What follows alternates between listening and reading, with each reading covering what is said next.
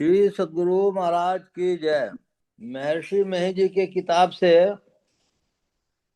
बहुत सुंदर है। सब्जेक्ट है जो चेतन आत्मा से पहचान में आवे वह ईश्वर है। प्यारे लोगों, इस सत्संग में सरस्वती की धारा अधिक बहती है। गोस्वामी तुलसीदास जी महाराज का कहना है कि सत्संग तीर्थराज है। तीर्थराज में गंगा जमुना सरस्वती की धारा बहती है।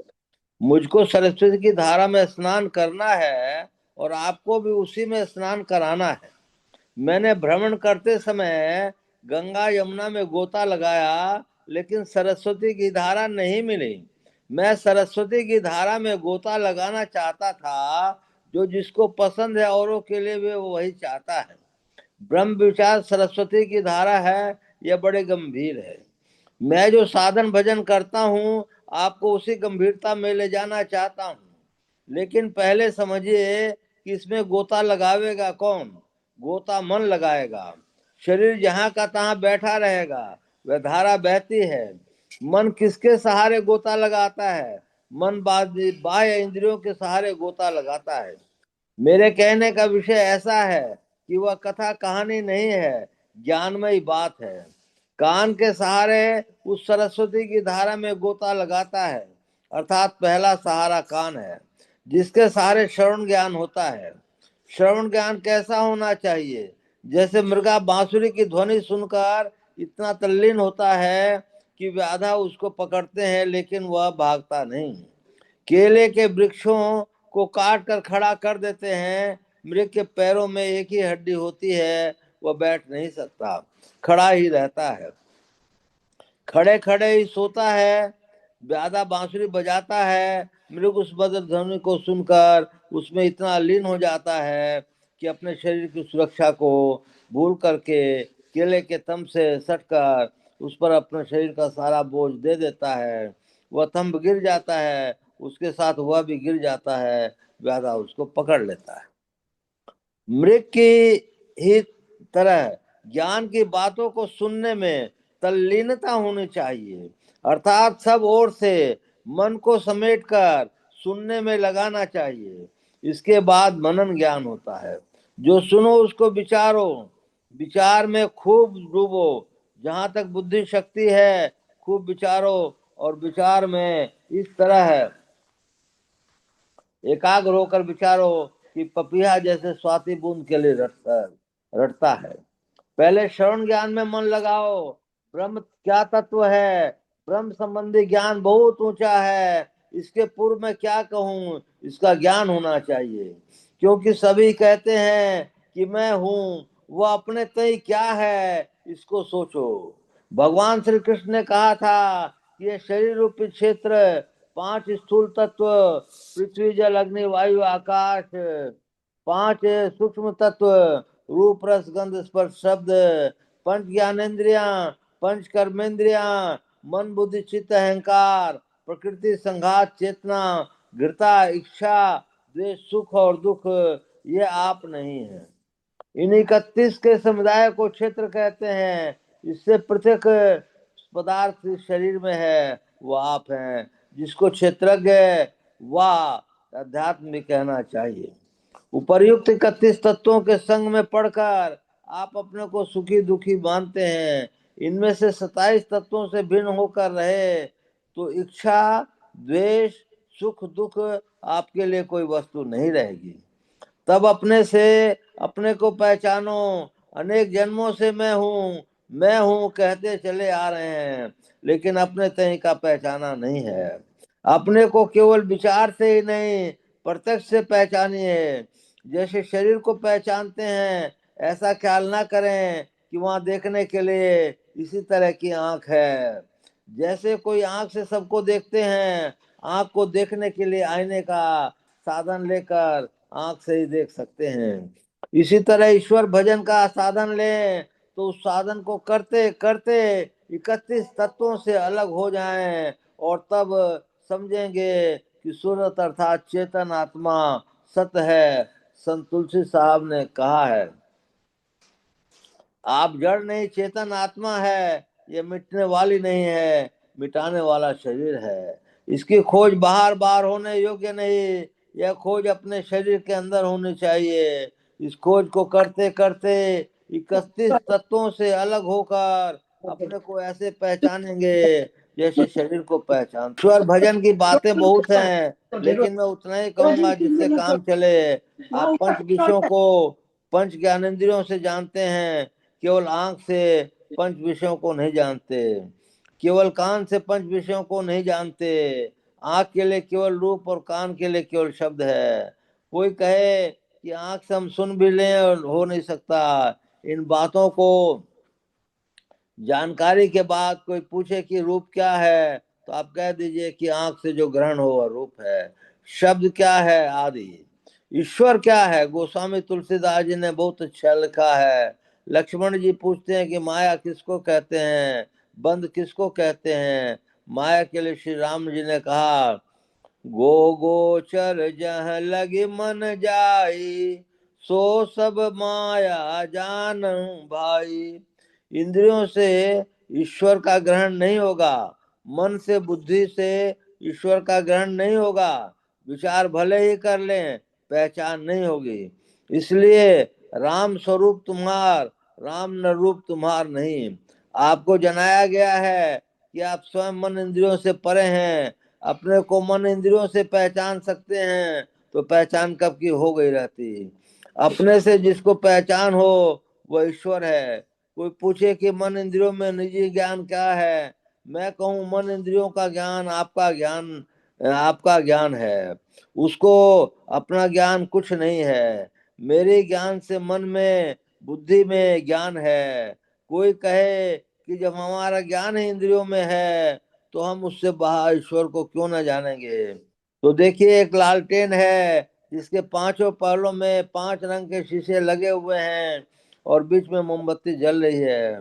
मोमबत्ती का प्रकाश लाल शीशे की ओर से निकलने पर उधर की रोशनी लाल मालूम होती है, पीले से पीली मालूम होती है। इसी प्रकार प्रत्येक से रंग की रोशनी निकलती है, किंतु केवल मोमबत्ती की रोशनी उन रोशनियों से पृथक ही रहती है।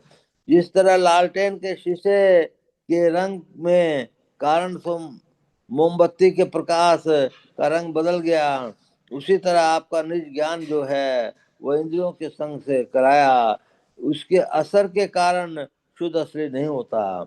इसलिए जो आप निज ज्ञान से जानेंगे वह इंद्रिय ज्ञान से नहीं।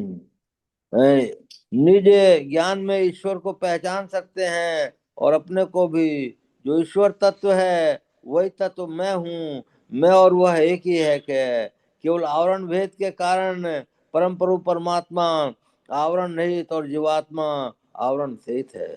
जो चेतन आत्मा के पहचान में आवे वह ईश्वर है।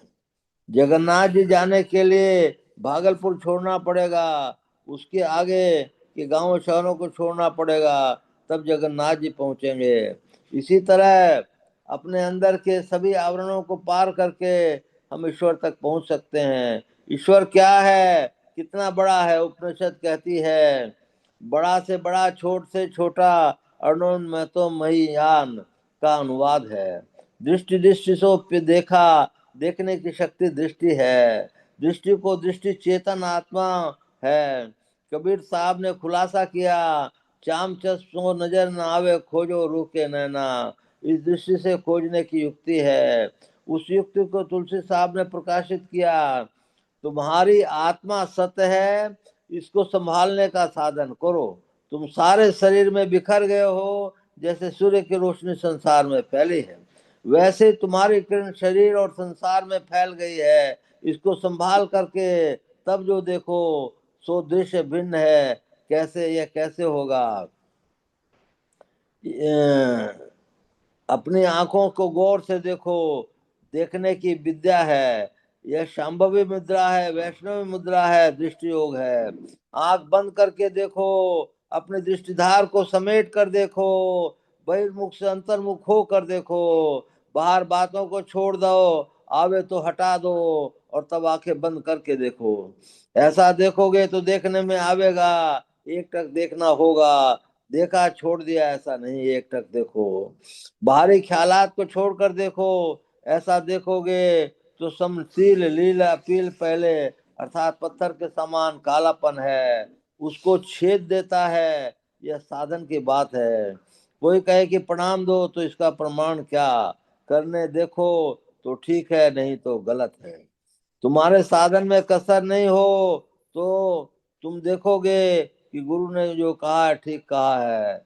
करके देखने का काम नहीं, काम है।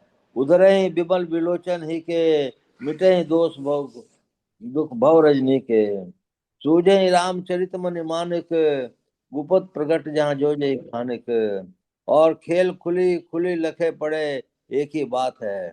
इस तरह करने से ईश्वर के चरणों में तुम्हारा प्रेम बढ़ेगा, ईश्वर के प्रति तुम्हारा झुकाव अधिक से अधिक होगा। जिसे आप अपनों से पहचानो वह ईश्वर है। शरीर का संग इंद्रियों का संग छूट जाना चाहिए।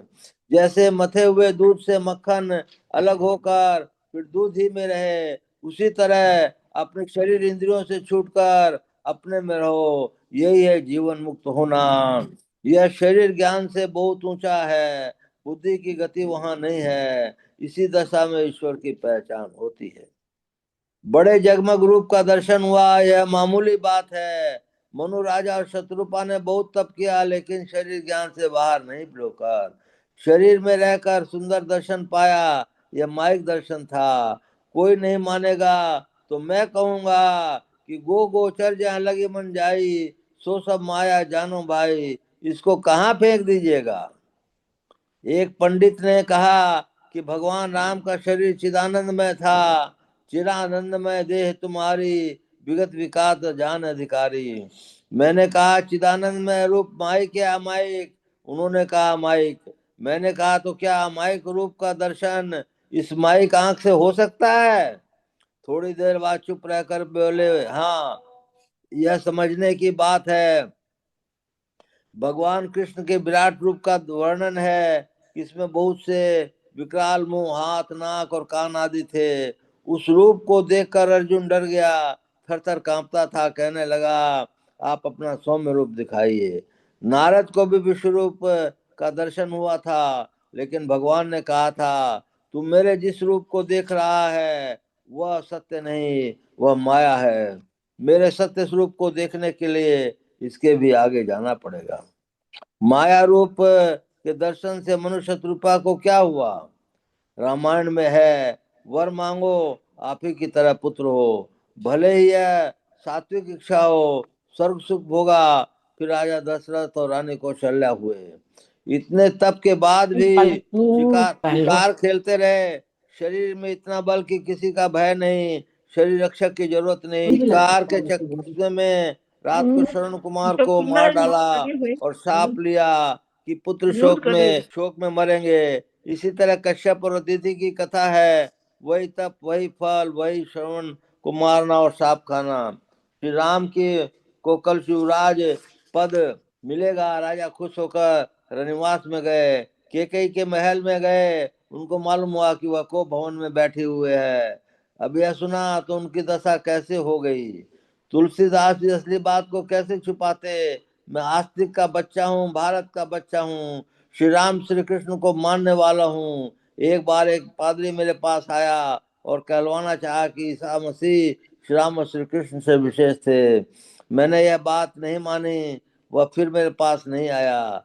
जगमग दर्शन से मनोविकार नहीं छूटते। इतना तप फिर मनोविकार, तब किस काम का यह तप। सूल कुलिल असी अंगन विहारे, तेरति नाथ सुमन सन मारे। इन बातों को देखते हैं तो होता है कि इससे विशेष दर्शन होना चाहिए। जहाँ विकार न हो उसके लिए यत्न है, समशील लील अपील पहलो, यह देखने की विद्या है। फिर सुनने की विद्या है। देखने सुनने के लिए सिनेमा जाना नहीं है। एक साधु को एक काबू बाबू ने बड़ी जिद करके सिनेमा दिखाया। खेल समाप्त होने पर साहब बाबू ने साधु से पूछा, क्या देखा। साधु ने कहा, जो कुछ खेल देखा अंधकार में, सिनेमा देखने में पैसा बर्बाद और समय बर्बाद होता है। ऐसा क्यों करते हैं। इसलिए कि अपने अंदर में देखना नहीं जानते हो। जो अपने अंदर देखते हैं जानते हैं, उनको बाहर में इन सब देखने में रुचि नहीं है। देख कर चलो, नहीं तो कांटा गड़ेगा। एक तो इस आंख से देखते हैं, फिर रूह के नैना से देखते हैं। यह जग है कांटे की बाड़ी, देख दृष्टि पग धरना। गोरखनाथ जी, यह संसार कांटा ही कांटा है, इसमें उलझो मत। ईश्वर क्या है, अपने से जिसको पहचानो। अपने क्या है, शरीर इंद्रियों से जो छूटकर इस शरीर में है, जो आत्म दृष्टि से आवे वो आत्म तत्व है। पहले दिव्य दृष्टि प्राप्त करो, फिर नादानुसंधान करो। यह है नाम भजन सरस्वती की धारा। श्री सद्गुरु महाराज की जय। मंगल मूर्ति सतगुरु, मिलवे सर्वाधार। मंगलमय मंगल करण, विनमो बारंबार। धन्य धन्य सद्गुरु सुखद, महिमा कही न जाय। जो कछु कहूँ तुमरी कृपा, मोते कछु न बसाय। पुनश्च सब धरती कागज करूं, लेखन सब बन राय। सात समुद्र की मसी करूं, गुरु गुण लिखा न जाए। बोलिए प्रेम से श्री सद्गुरु महाराज की जय। अव्यक्त रूप से विराजमान संत सद्गुरु महर्षि में परम जी महाराज के श्री चरणों में कोटि कोटि नमन। अव्यक्त रूप से विराजमान संत सद्गुरु महर्षि संत सेवी परम जी महाराज के श्री चरणों में कोटि कोटि नमन।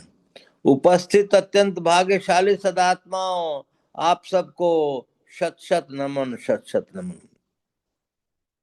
हम लोगों ने अभी आत्म स्तुति प्रार्थना के बाद सत्संग योग का पाठ किया, और इसके बाद गुरु महाराज का पाठ हम लोगों ने किया। हम लोगों को बताया गया, जानकारी में आई कि जो चित्त है उसको शुद्ध करने का क्या उपाय है। जैसे शीशे की बोतल में शराब की बोतल से उसको धोने मात्र से वो शुद्ध नहीं होता, इसी तरह अपना चित्त भी बहुत विकारों से भरा पड़ा है। उसको शुद्ध करने के लिए हम लोगों को गुरु महाराज सरस्वती की धारा में ले जाने के लिए कहते हैं। सरस्वती की धारा है क्या, इसको आप सब लोग जानते ही हैं, लेकिन फिर भी उसको दोहरा दिया जाता है।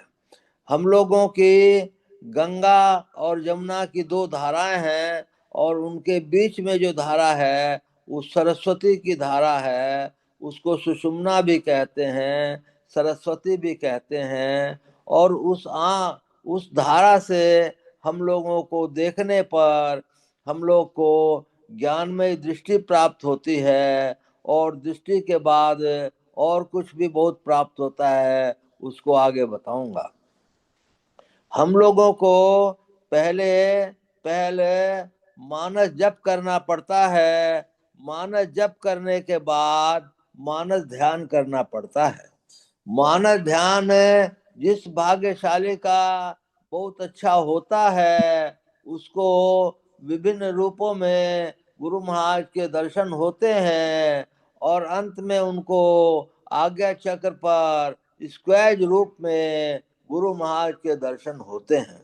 यदि जिन भाग्यशाली सदात्माओं को स्क्वैज रूप में गुरु महाराज के आज्ञा चक्र पर दर्शन होते हैं, तो दृष्टि योग करने में बहुत सुविधा होती है, और दृष्टि योग करने से एक बिंदुता की प्राप्ति हो जाती है।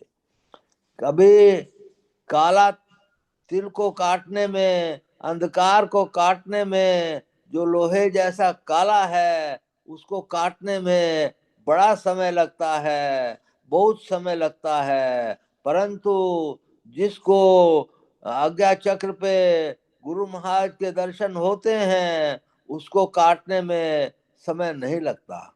तो इसलिए गुरु तो स्क्वैज रूप में गुरु महाराज के दर्शन जिसको हो जाए, जिस भाग्यशाली को हो जाए, उसको फिर जो है बिंदु ध्यान करने में बहुत ज्यादा देर नहीं लगनी चाहिए, ऐसा संत महात्माओं ने कहा है। इसके बाद ही हम लोग जो है आगे प्रकाश मंडल में बढ़ सकते हैं। तो इस तरह से हम लोग जो है अपने मने हृदय को, मन को, हर एक चीज को साफ करें।